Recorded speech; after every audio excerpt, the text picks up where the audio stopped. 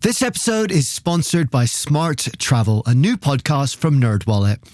You know that one friend who always finds the best travel deals, picks the right cards, and somehow ends up in first class for the price of coach? How do they do that?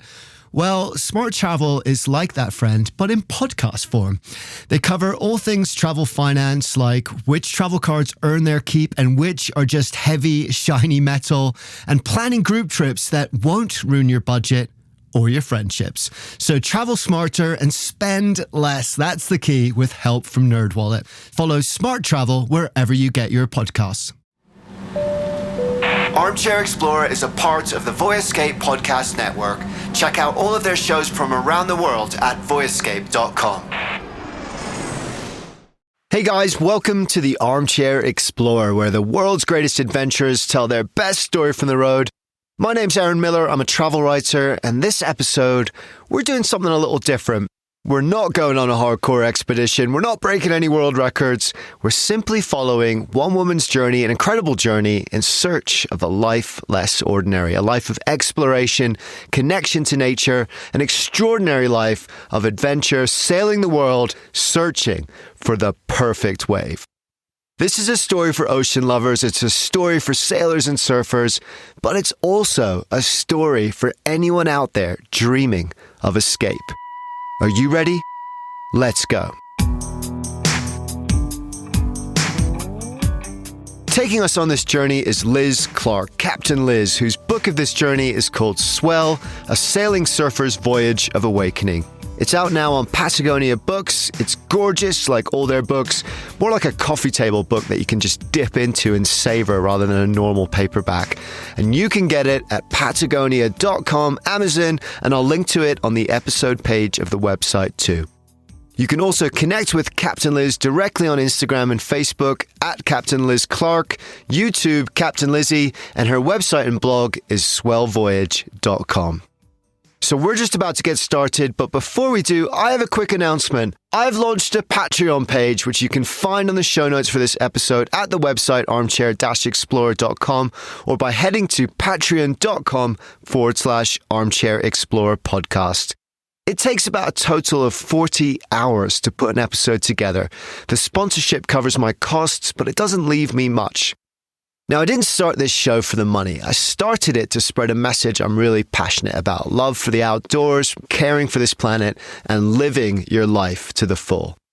But it's the real world, and the reality is I need to make some money in order to keep going. So if you enjoy this show and you think that message is worthwhile and something you're passionate about too, then please buy me a pint. For $5 a month, about £3, less than the cost of a single pint, in fact, you'll get ad-free shows and my eternal gratitude. Buy me 2 pints at $10 a month, and you'll also get access to our community membership, where you'll get exclusive monthly travel vouchers you can't get anywhere else, plus access to our Explorers Discord group, which is basically like a group chat and community, which means we can message each other in real time about all things travel and adventure, offer advice, and lots more. I'm going to be on there as much as I can. It's going to be a lot of fun and a great way to connect with other travel fanatics. If you're enjoying this show and you can afford it, thank you for anything you can do. Just hit up the website, show notes, or patreon.com/armchair-explorer podcast to find out more. But for now, let's get back to today's episode, The Voyage of the Swell. That's the name of the boat, by the way, because we're just about to set sail on an incredible journey, a journey that changed her life and might just change yours too. But first, let's hear how all this got started.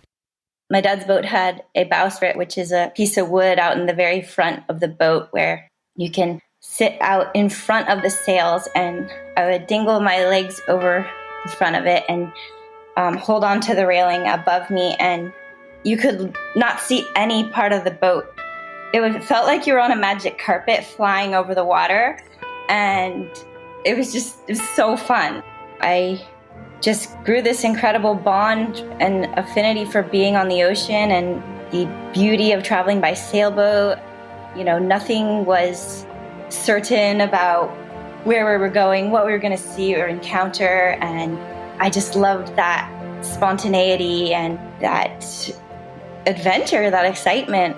And it just awakened something in me that knew that I really wanted to do more of that in my adult life. She never forgot that moment, that feeling of freedom, dangling her legs off the bowsprit of her dad's boat. Nothing before her but the ocean rolling beneath her feet. And as she got older, that drive to seek out spontaneity and adventure just got stronger and stronger. Once that feeling was awakened in her, there was no letting it go. And by the time she got out of college, it was screaming out and it couldn't be ignored anymore. At the time, my drive to experience something different from what felt like it was being offered to me as, a 22-year-old coming out of university, my drive for something different was just so big and overwhelming to me that it felt like there was no other option for me. There was just this part of me that refused to accept what, we would call a normal life at that point in my life. And so I think that having that seed planted in me at such a young age, in terms of seeing the possibility of traveling the world by sailboat, and then discovering surfing and just becoming so addicted to the feeling of riding waves and that magic especially of exploratory surfing, where you were, trying to find a spot away from the crowds and have that, mystical connection with the ocean and where you found yourself in that moment. It feels like just these momentary presents, like these gifts from the ocean when you actually catch one of these lumps of energy that's traveled across the sea and find yourself in that right moment at the right time to, join that energy and move with it and express yourself on that wave. And it just feels so surreal, and you feel a connection to both nature and to yourself. That really just felt so right to me, and I felt so joyful in those moments that I just wanted to do that more and more and figure out a way to make that the main part of my life instead of just, a side dish. And oh boy, did she do that. And that is really what this story is about. Because we all have that feeling in one way or another, at one time or another, don't we? That sense that our life could be built around our passions instead of the other way around. Instead of just being crammed into the shrinking gaps between work and career and living the life we're supposed to. For Liz, her passion was the ocean. It was riding waves. She calls surfing her solace. It was where she felt whole, where she connected with something deep inside of her, something intangible, and at the time, barely understood. But she trusted that feeling, and she decided to go after it, to do something crazy, to let her passions become the compass for her life itself. She had just left college, but instead of starting a career and perhaps a family as her peers were doing, she bought a boat. The plan was to sail the world in search of the perfect wave. She spent 3 hard years getting the Swell ready for the open ocean, and then suddenly, there was nothing else to do. It was time to finally set sail. That moment was very scary, very chaotic, very overwhelming. There was so many pieces to the puzzle that I had to put together, and the process of the boat overhaul was just absolutely bigger than I could have ever imagined. I'm not sure, looking back at the time, if I would have known what I was getting into. 3 years of boat projects and massive overhaul, and I don't know if I would have taken it on at that point, but we just kept chipping away at it in small bites. And when I finally did leave the dock in San Diego, it just felt this huge weight on my shoulders in terms of living up to my own expectations, living up to all the expectations of the people who had helped me to that point and given me this opportunity to live my dream. And so there was just a lot of pressure at that point, right when I was leaving. I didn't know how I was going to make money. I didn't know if I could captain a boat of that size. A 40-foot cal is really meant to be crewed by 6 people. So my rigger, my wonderful rigger, had helped make it more possible for someone of my strength and size, but we really hadn't had a chance to sail the boat in any kind of weather that was significant before I left. So there was just so many question marks in my mind whether I would be able to pull it off. It was one breath at a time, just remembering my bigger dream and keeping my eye on that target. But in the moment, it was just conquer one challenge and then face the next. Try not to get too overwhelmed where you're just paralyzed by all of it. So that first leg down Baja California was really exciting for so many reasons, because it was obviously the first big leg of testing my strengths, testing whether I was capable or not. But it was also this very desolate and beautiful stretch of coastline that I fell in love with as a child. And to be back there on my own boat, on this surfing mission, watching the coastline change as we moved further and further south, meeting people along the way. We scored some incredible surf at some of the point breaks on the way down. And it was a really special time because it was, not only me proving to myself that I could make this happen, but enjoying all the benefits that were the reason I'd worked so hard to get the boat off the dock and out into the ocean, out into the world. So when we finally made it to Cabo San Lucas, it was like, I can do this. It was a big weight off my shoulders.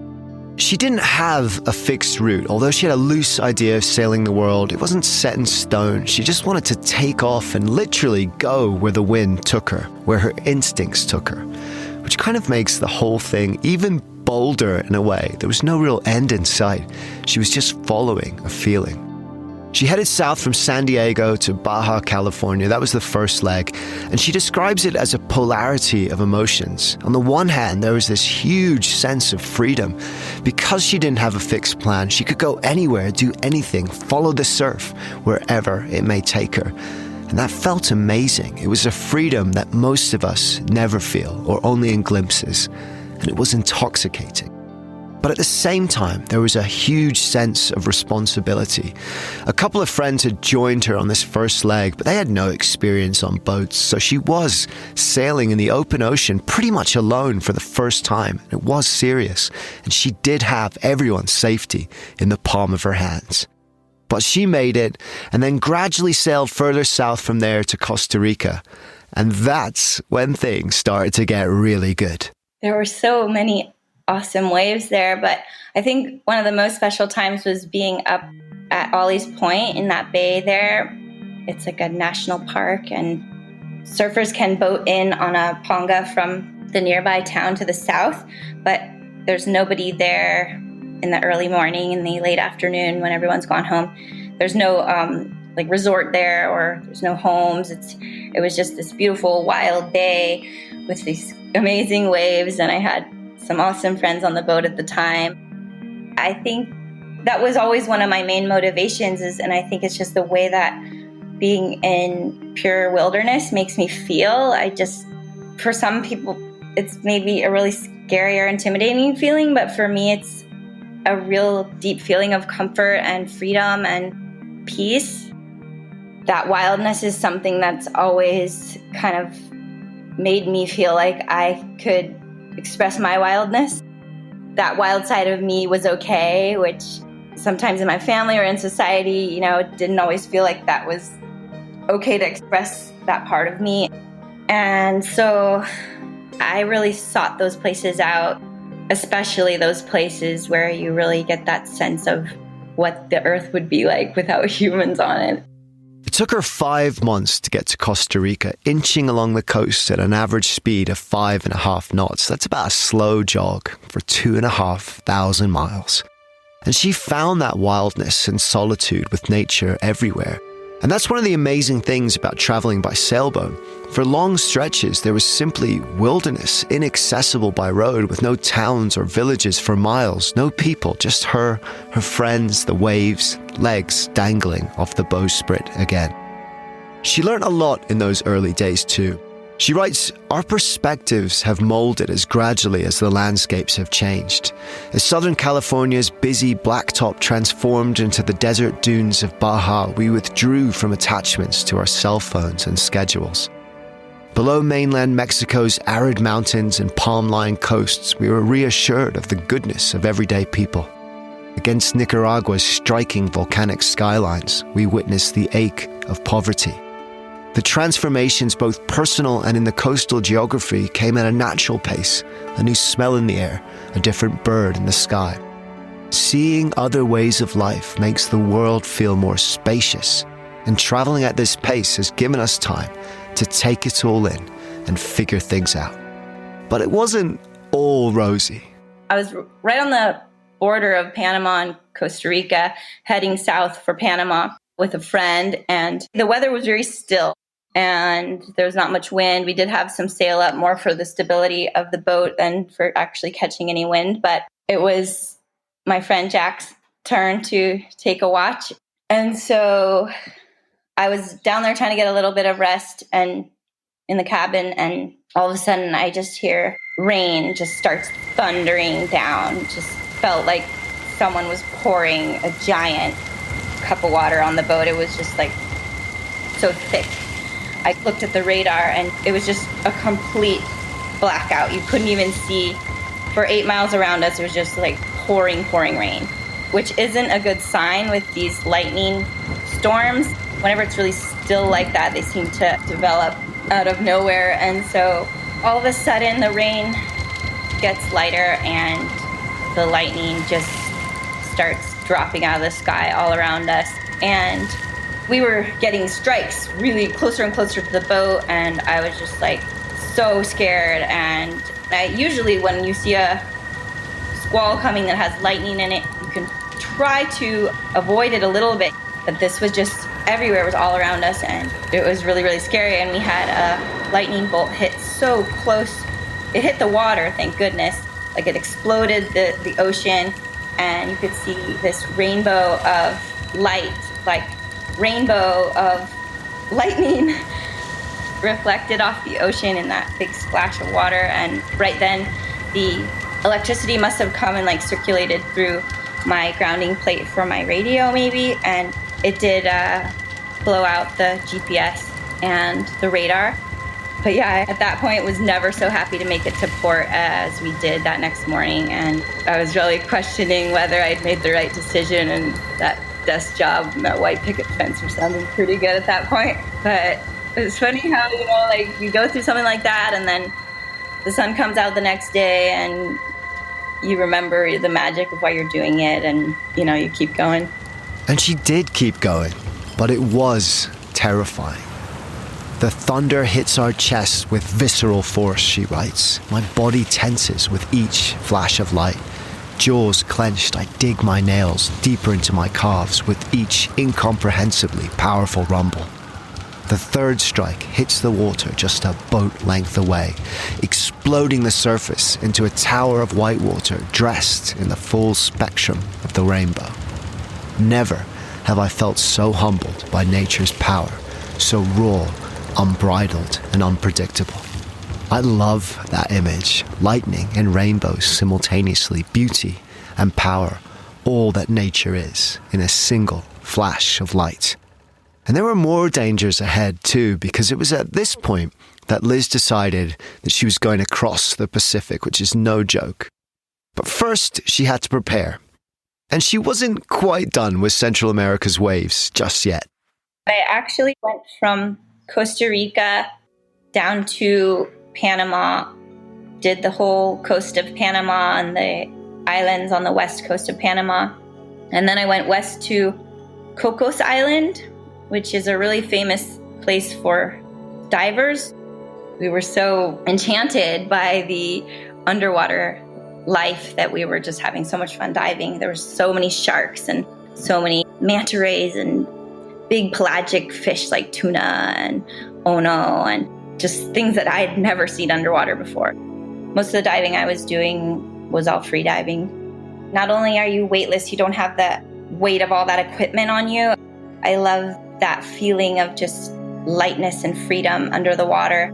I love that you feel so a part of the food chain. You're really just right there and with all of those creatures. And it's a very thrilling feeling. You feel vulnerable. You know, you only have the time for what you can do with one breath. And that is always a challenge.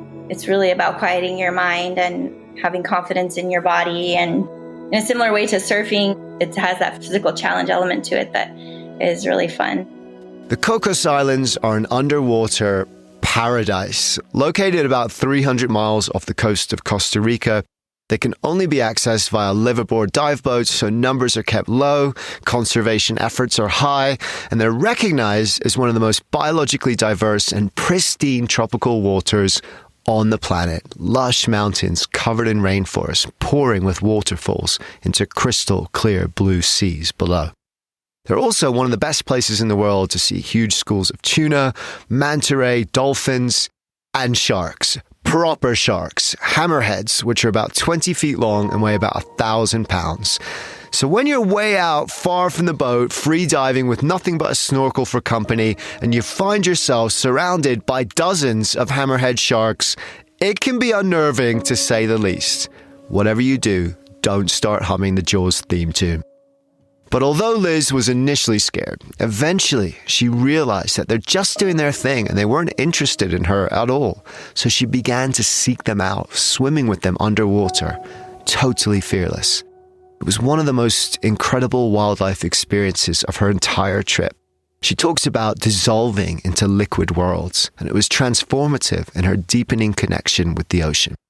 But what was about to come next was perhaps even better, because 500 miles south of the Cocos Islands is the Galapagos. I still don't quite understand why the animals there still now have so little fear of humans.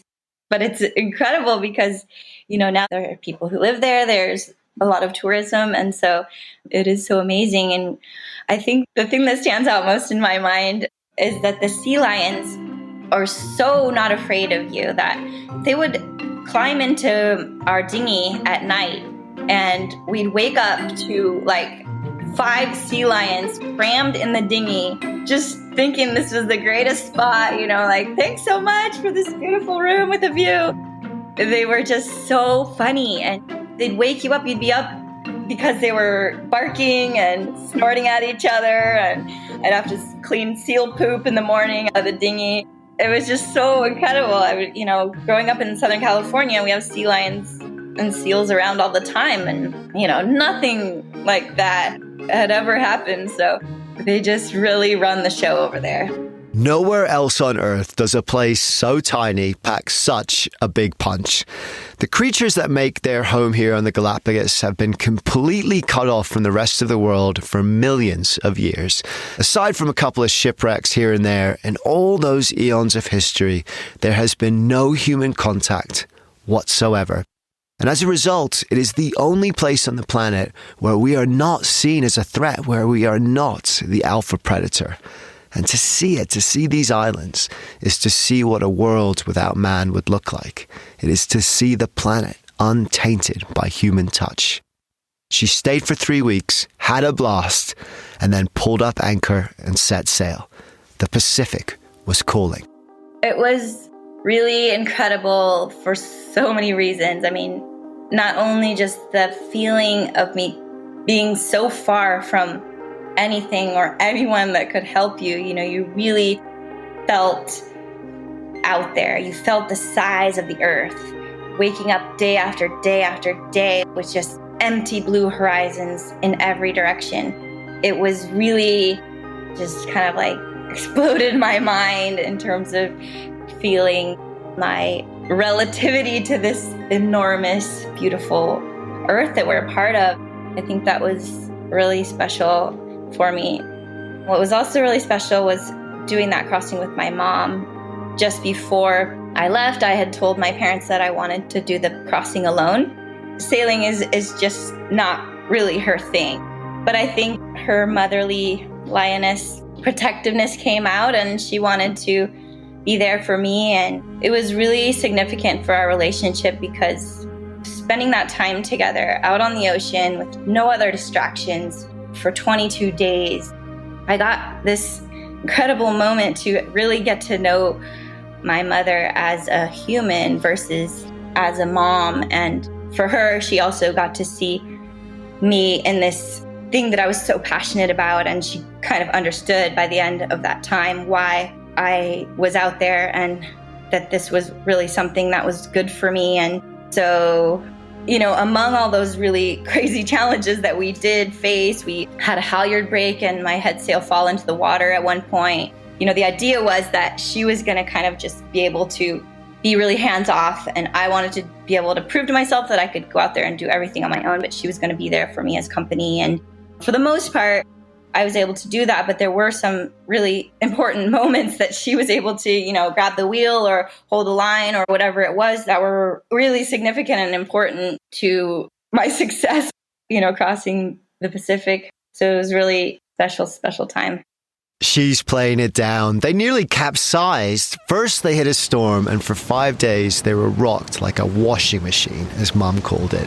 Huge waves, white water crashing over the deck as Liz tried to steady their course, careening down blue water faces 20, 30 feet tall, spinning into tailsides, throwing them around the ship like rag dolls. And then it got worse. On their 19th day, the storm now passed. The winds kicked up suddenly, out of nowhere. Liz had her mainsail up at the time. They'd been making great progress, but it was the middle of the night, and with the sail fully extended, the gusts were suddenly overpowering the boat. It started to tip. The entire starboard side became submerged in black night water. Mom was screaming. Seawater was rising up Lizzie's shins as she fought the wind and tried to right the boat. More than once, she thought it was over, that they would capsize in the middle of the Pacific with no chance of rescue. Then, just as suddenly as it started, the wind died down, the boat righted itself, Mom stopped screaming, and all was calm. 3 days later, on the 22nd day of their crossing, they spotted land. They had reached somewhere absolutely amazing, the Marquesas Islands. It's an incredible, incredible place. The culture is still very much intact, and the people are so warm and welcoming, and it's really that Polynesian spirit that you imagine or that you see in the movies, that generosity and that warmth. And I think that for me, it was like this beginning of my fascination and love of the Polynesian culture. I think there's one relationship that I really cherish. There was this older woman who lived in a valley that was inaccessible by road, and I was kind of stuck there for a time waiting out some weather and doing a few repairs to my boat. And she and her husband lived in a beautiful little house in this valley where it was just spectacular nature, spectacular. We had waterfalls and so much fruit. And so this grandmotherly woman took me in, and we would do like a language exchange in the afternoons. And it was for about 2 weeks, I think. And she would always send me home with a big bag of fruits, and you just couldn't pay for something like that. Just to be able to sit in somebody's home and, learn their language. It's such a beautiful language. And for me, that was just one of those moments that I, could not have even imagined or predicted or asked for. It was such a beautiful exchange. The painter Gauguin spent the last years of his life living on the Marquesas Islands and produced some of his most famous work here. You've probably seen it. It was inspired by the lives and the people and community that surrounded him. Gauguin's motto in life was, "Be in love, you will be happy." But it might as well be the motto of the entire archipelago. This is paradise. Located 932 miles northeast of Tahiti, this chain of 12 tiny isles are one of the most remote inhabited places on Earth, a speck of tropical green in the midst of endless blue ocean, steep cliffs, rainforests and waterfalls surrounding each deserted turquoise bay. But the real treasure is the people. The old lady she mentioned, she met while foraging for fresh fruit one day. She had anchored in what she thought was a deserted bay, paddled her longboard to shore, and was collecting fresh guava from the rainforest. She took a bite and suddenly spat it out. There was a half-eaten worm inside. And then she heard giggling. It was grandmother Felicity, who lived nearby. She brought her home, fed her fruit without worms, and their friendship began. Those encounters are what traveling is all about, and she made many such friends on her adventures. But leaving the Marquesas and sailing deeper now into French Polynesia, she found something different, something perhaps just as important. Long stretches of open water which she crossed alone. No mum, no companions. This time, just her and the open sea. I think being alone is something that I feared a lot before I left on this voyage. I'm not sure why, maybe just because of how I thought that it would make me feel, or, the way that society perceives people that spend too much time alone, or I don't know. But I think, when you're around other people, you're always constantly thinking about what they're thinking about you. So when I finally got out there and had all of this alone time, I all of a sudden didn't have to think about what anyone else wanted or how anyone else was feeling. All of a sudden, it was just me to think about my needs, my wants, who I was, my place out there in this crazy, expansive universe, and all of those questions that, are our core human questions that we easily avoid in our modern everyday life with so much distraction and people around us all the time. Without anyone to remind me of my humanness, she writes, I float in the clouds, dissolve into the wind ripples, and dance with the glittering moonbeams, illuminating the dark sea crests. I'm free to fall through the sky with the shooting stars and raindrops. I let go of my limits I've placed on myself for the sake of how other people might judge me. And I try and recognize my own self-judgment too. I feel ready to be me, whatever the consequences. Which is lucky, because what is coming next is what she'd been looking for all along. It was a perfect wave. It was that sublime moment when ocean, mind, and body become one. But it was more than that too. I had a couple of friends from back home, Ryan and Taylor. They were visiting me on this really remote atoll in the middle of nowhere, and the waves were incredibly good that day. And I was so frustrated with myself because I just couldn't seem to get it. And the waves were so perfect. And, I'd spent all this time dreaming about these kind of waves and this kind of setup where I was on this boat in the middle of nowhere and no surfers around. And I wasn't able to do it. And I was very frustrated. So they were watching me through this frustration and, proud of me for charging at the same time, but, also kind of feeling bad for me that I was just so frustrated. And by the end, I think that was the moment where I finally did, lock into a backside tube and come out, and they both were sitting in the dinghy. It was the end of our session, and I somehow managed to pull this off after crashing so many times. And I was officially initiated into the world of tube riding that day. After Ryan and Taylor left, that was a really, really special time as well. Polynesia just offered so much of that incredible beauty. And so my memories of sailing there, and especially of that time, are just of all of this wonder, things that I'd never seen, waking up to rainbows, having a whale scratching its back on the bottom of Swell's hull, seeing these incredible fish that I'd never seen before, just all of these mind-blowing nature experiences that just cemented my conviction to want to do more for the planet. And that really did kind of help me pick a course for the next bit of the voyage. But the next bit of the voyage was a different kind of journey. At this stage, she'd been on the road, or sail, I should say, for years. She traveled more than 13,000 nautical miles. She'd gone in search of the perfect wave, and she'd found it. She'd found many. She'd ridden that tube and others. She found something more important than that too. She didn't make it all around the world, but the point wasn't to sail forever. The point wasn't to reach a particular goal. It was to follow her passion, her instincts, to find her place in the world. And the experiences she'd had since sailing away from the harbour, fresh out of college, a nervous newbie sailor those many years ago, to now a grizzled ocean veteran who had found the life she'd been looking for, that extraordinary life, filled with incredible moments, incredible waves, new friends, raw wilderness, rainbows, etched in lightning, showed her exactly where she needed to be. After writing the book, I met my partner, who I'm still with now, and we decided to, move on land, and Swell is still very much a part of my life, and I still plan to do some more sailing, but after 10 years plus, it was time for a little change. I needed a little bit more comfort. It's like I was just ready to have running water and a shower and some of those little things that we take for granted in land life.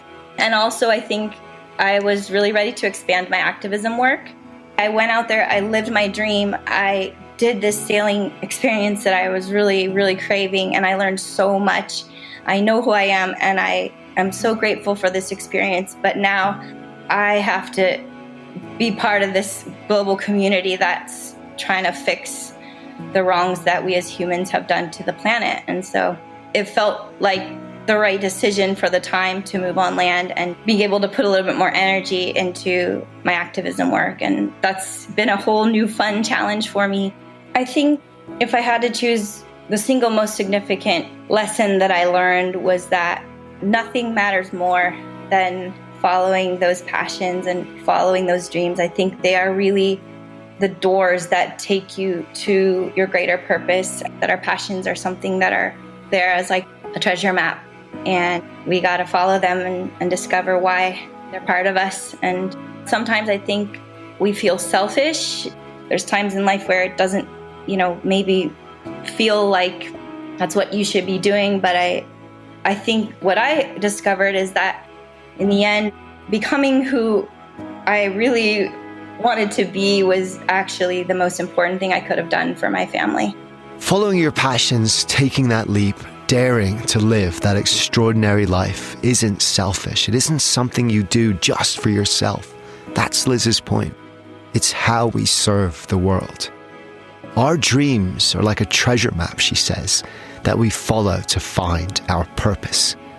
It's an amazing idea. I love it because it means that what we care about, what gives us joy, what lights us up, isn't frivolous. It isn't just fun. It's the compass that shows us our path. And being on our path is what makes life meaningful and what serves your friends, your family, and the world best. So go and dangle your legs from the bowsprit. Your ocean is out there, it's waiting.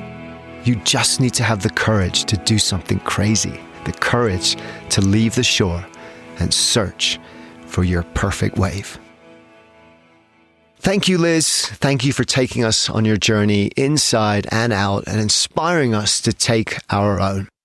Her book is called Swell, A Sailing Surfer's Voyage of Awakening. It's out now on Patagonia Books. It's gorgeous. It's got amazing imagery and lots more detail and insight than we could cover here.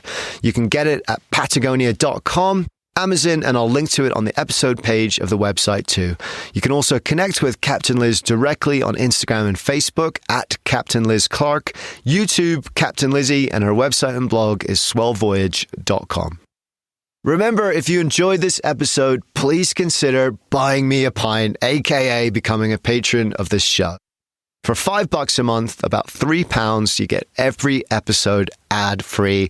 And for $10 a month, you'll get all of that, plus access to our exclusive membership group, monthly travel discounts, and lots more. Please go to patreon.com/armchair-explorer podcast to find out more, or just hit the link in the show notes right now. The sound editing today was done by Mike Cumber, aka The Sweet Chap. Follow his Facebook at Sweet Chap to listen to his original music, which I love. His song Rummage opens every single show, as well as covers of your favorite songs. He has an incredible voice, and it's just something lovely that pops up in your feed every now and again. You're going to love it, so please do go and check that out. Lizzie Goldsmith also worked on this production, so thank you to her. She's an awesome writer and podcast producer in her own right, and you can check out more of her work at lizziegoldsmith.com. Last but not least, thank you to you guys. Keep dangling your legs off the bowsprit. Keep looking for that wonder, because the more we look for wonder in the world, the more the wonder of the world becomes a part of who we are. Dare to be truly alive. Quick question. Do you want travel tips from people who have actually been there? Our show is co-hosted by Tim Johnson, an award-winning travel journalist who's been to more than 145 countries around the world. And I'm David Brody, the other co-host who's been travel podcasting for 20 years while traveling to 50-plus countries around the world. In about 10 or 20 minutes per show, we break down a destination with the kind of insight you usually only get from long guidebooks or hours of research. So if you want expert advice, zero fluff, and travel inspiration that you can actually use, search for Travel in 10 wherever you listen to podcasts, or you can also find us at voyescape.com. Hi, I'm Pauline Fromer, host of the Fromers Travel Podcast. We post new episodes weekly, detailing the kinds of money-saving tips and cultural insights that will make your trips richer without making you significantly poorer. We do so by interviewing real travel experts like TV host Samantha Brown, Fromers authors from around the globe, and such public figures as Free Solo's Alex Honnold. It's a fun travel party. I hope you can join us.